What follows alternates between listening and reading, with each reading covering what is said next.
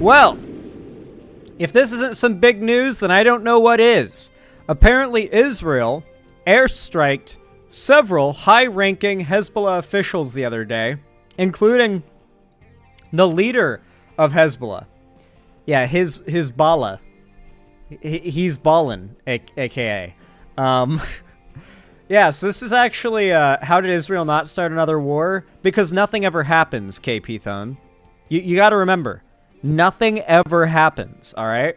Like, one country could nuke another country in 2024, there will be no retaliation, because nothing ever happens. You know that, right? Do you not know the golden rule? Because always remember the golden rule. If you ever need to predict what might go down, nothing, repeat after me, nothing ever happens. As I was saying, though, in just over a week, intensified Israeli strikes in Lebanon killed 7 high-ranking commanders and officials from the powerful Hezbollah militant group, including the group's leader, Hassan Nasrallah. Or is it Nasrallah? Is it Nasrallah or Nasrallah? It's probably Nasrallah because there's no H after the S. Listen, difficult name to pronounce, all right? The move left Lebanon and much of the Mideast in a shock as Israeli officials celebrated major military and intelligence breakthroughs. Hezbollah had opened at... Oh my god, I can't read today because I'm so tired. My eyes are all sleepy. Hezbollah had opened a front to support its ally Hamas in the Gaza Strip a day after the Palestinian group's surprise attack into southern Israel. The recent strikes in Lebanon and the assassination of Nasrallah are a significant escalation in the war in the Middle East, this time between Israel and Hezbollah. Lebanon's most powerful military and political force now finds itself trying to recuperate from severe blows, having lost key members who have been a part of Hezbollah since its establishment in the early 1980s. Chief among them was Nasrallah, who was killed in a series of airstrikes that leveled several buildings in southern Beirut. Others were lesser known in the outside world, but still key to Hezbollah's operations. I really don't know where I stand on this. Because on one hand, we haven't seen, like, how many, like, civilian casualties there are. And even if there are a few, it's like, I mean, like, Hezbollah and Lebanon are not exactly, like, good guys. Like, they are outright antagonistic towards Israel and would be regardless of Israel's foreign policy. So it's kind of hard to be like, no, Israel, you can't airstrike Hezbollah leaders. But if it's like... Israel airstriked 7 Hezbollah leaders and also 50 children.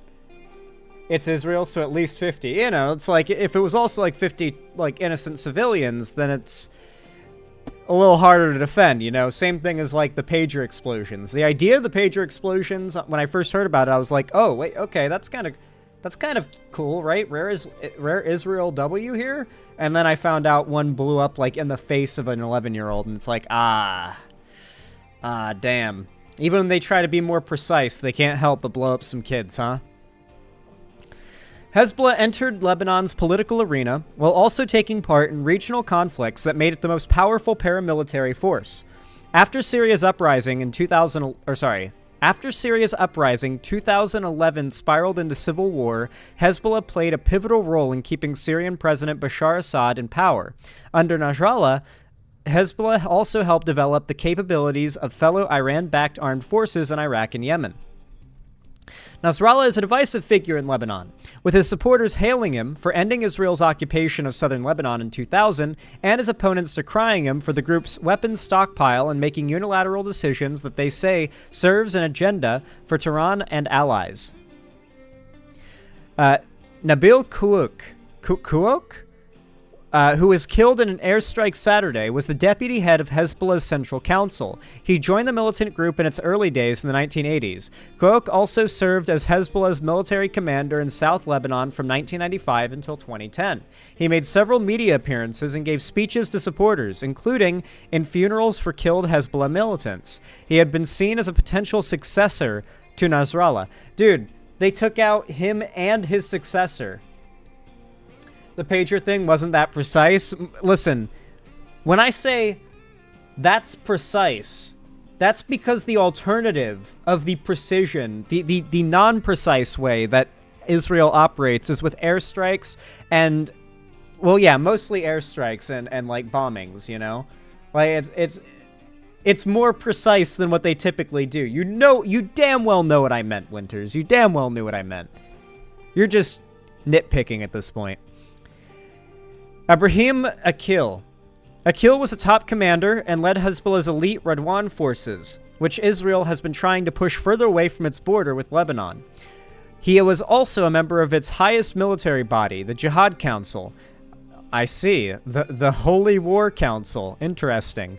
And for years had been on the United States wanted list. The U.S. State Department says Akil is part of the group, was part of the group that carried out the 1983 bombing of the U.S. Embassy in Beirut and orchestrated the taking of German and American hostages. So you got to remember here that Hezbollah is a terrorist group. Sometimes you'll hear it called a militant group, and because it has official backing from like nations such as Lebanon and Iran, it's kind of like it gets called a terrorist group a little less because it's a little more official. It's more of an official military, but it's a terrorist group. It's just a heavily manned and armed terrorist group. And a lot of the members of it, many people that are just randos in the group to even its leadership, are literally connected to terrorist attacks, like civilian terror attacks that were specifically planned to kill civilians. So while Israel is no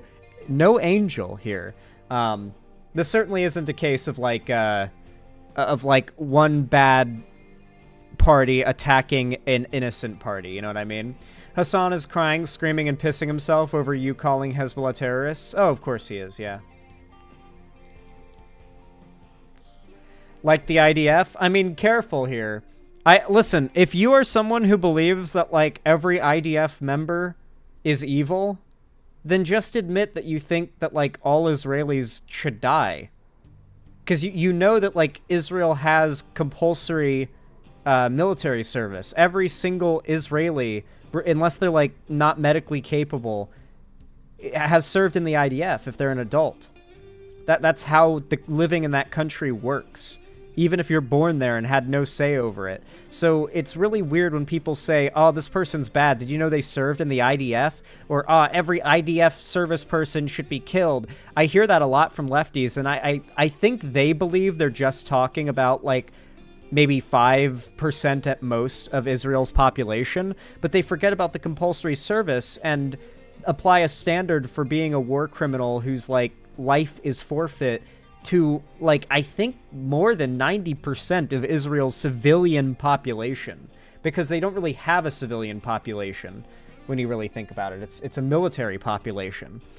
And they have no say in that.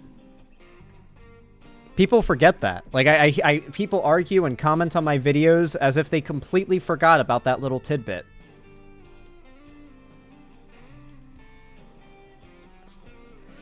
Yeah.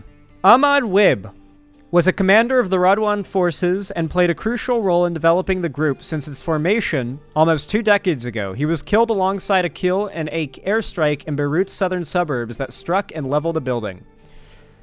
Ali Karaki led Hezbollah's southern front, playing a key role in the ongoing conflict. The U.S. described him as a significant figure in the militant group's leadership. Little is known about Karaki, who was killed alongside Nasrallah. Mohammed Saror was the head of Hezbollah's drone unit, which was used for the first time in this current conflict with Israel.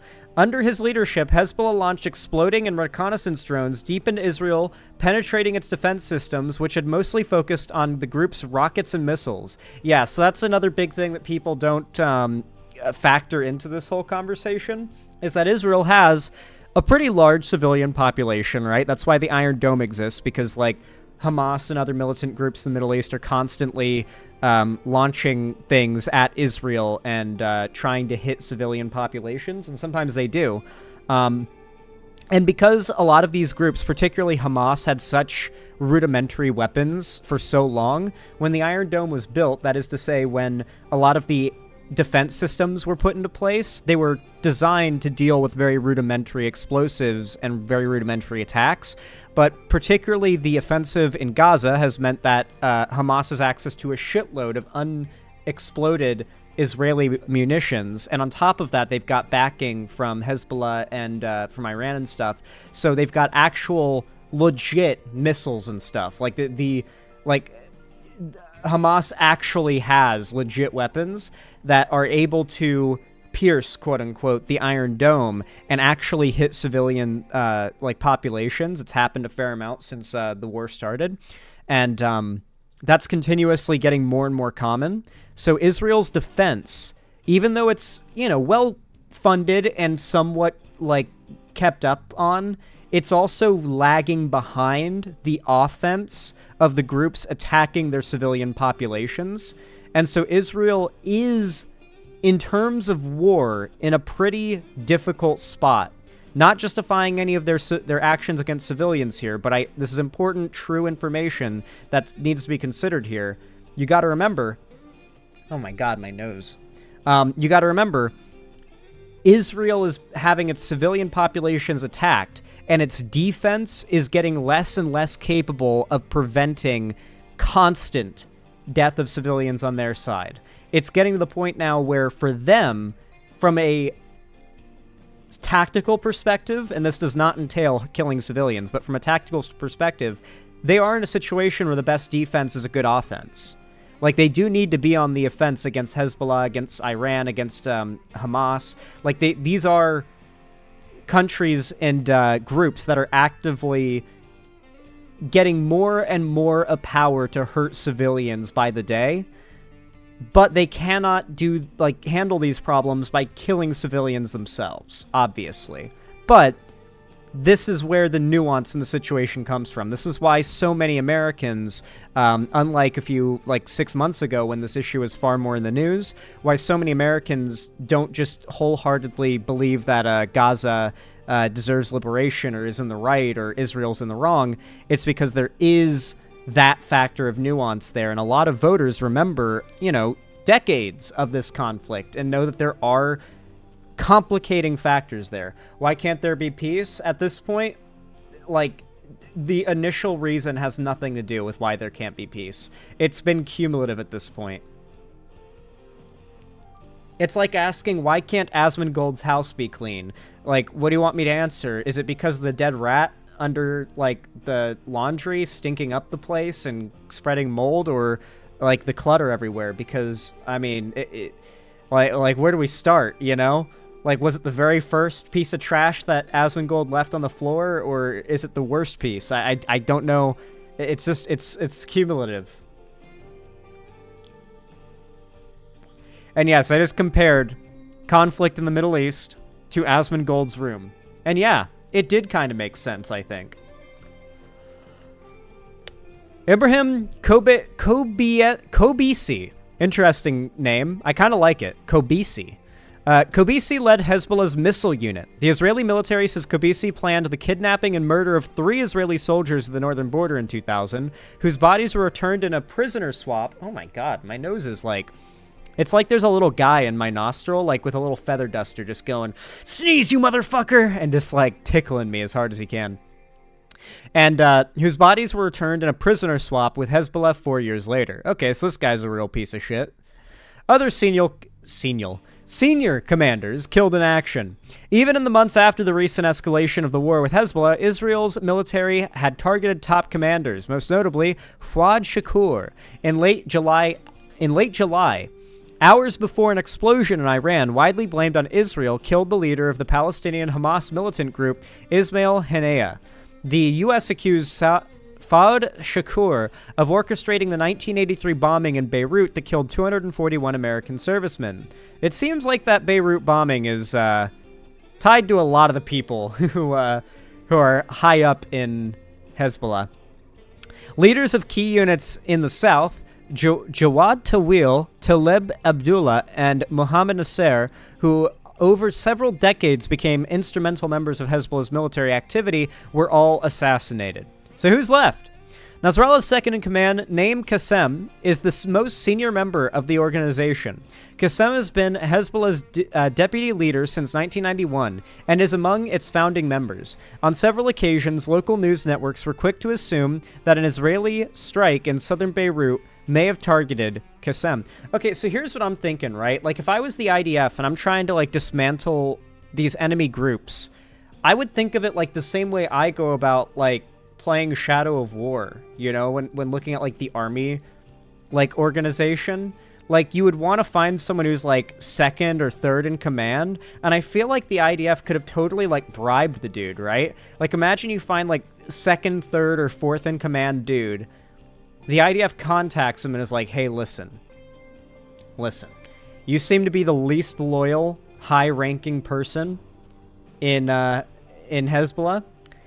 What do you say you spill all the secrets we need to, like, you know, take out the higher-ups in this organization? And, you know, you'll naturally land into the highest position of power if we do this, but all you have to do is just tell us where they are and just sit back and enjoy your promotion, you know? That's all you gotta do. I wonder if that's what happened. If it's not what happened, then Israel needs to get on that. That shit works in Shadow of War.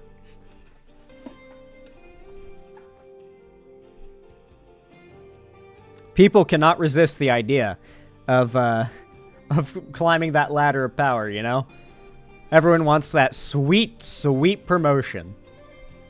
Anyway, Qassem is the only top official of the militant group who has conducted interviews with local and international media in the ongoing conflict.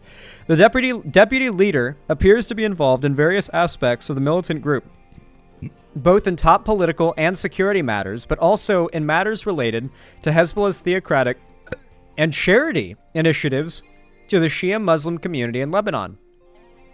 Meanwhile, Hashim Safadin, who heads Hezbollah's Central Council, is tipped to be Nasrallah's successor.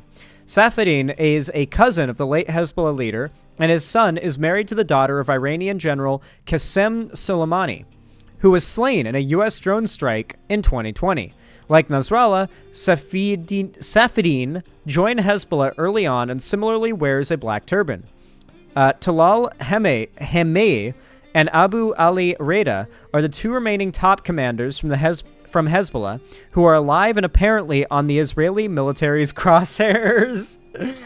They're coming after him. Oh, those two are fucked, dude. They're next on the list. How long do you think they have? Like a week? Male manipulator logic, but war tactics. I like it. A real commie would collectivize my food and leave me to starve. So true. Breadlines and communism. Let's go. Anyway, this whole situation is, I mean, it's interesting. I don't really see it escalating conflict any more than it's already been escalated. Like, Israel is very clearly the strongest player on the field, and they're operating at a fraction of what they could be doing, you know? Like, this is far from as bad as it could get, which makes me thankful we're not there yet. But, man, if things don't start to settle down, things could get worse than I think anyone thought was possible. Things are still in a somewhat tenuous, like, peace is a little bit possible state right now. Or I should say temporary, like, ceasefire is possible still. But, man, shit is escalating. Like, this move by Israel... granted, I am on team nothing ever happens, of course, but this move by Israel could very well change that. Like, this is a pretty big move on their part. There could be some retaliatory strikes made in response to this, simply to not look weak. We'll see what happens. We'll see how this goes. Anyway, guys, if you liked this quick news update on the situation in Israel, then please consider leaving a like. Every thumbs up, no matter when, where, or what you're watching from me, helps a ton and forces YouTube to push my content in the algorithm. And as you know, since I make lefty content, you guys helping with the algorithm goes a long way. It really does. YouTube does not like the lack of clickbait and rage baiting in lefty content. So your help really means a lot, as do your comments, as that does help a ton as well, and I just enjoy reading your comments. And don't forget to subscribe and ring the bell icon to turn on all notifications so YouTube actually tells you when I go live or upload new videos, because trust me, they won't do it if you don't do that. And consider following my social medias linked in the description if you want to see more from me on other platforms, and join my fan Discord if you want to get notifications and announcements whenever I upload or go live. And finally, if you want to support me directly, then consider donating, subscribing, or gifting a sub on my website, xanderhall.com/live, or support me financially through YouTube, Twitch, Streamlabs, Stream Elements, Patreon, or buying merch to the Streamlabs link down below. It really does help to keep the lights on and the roof above my head, so I really appreciate it. But regardless of how you support me, thank you for watching this segment, and have a good one.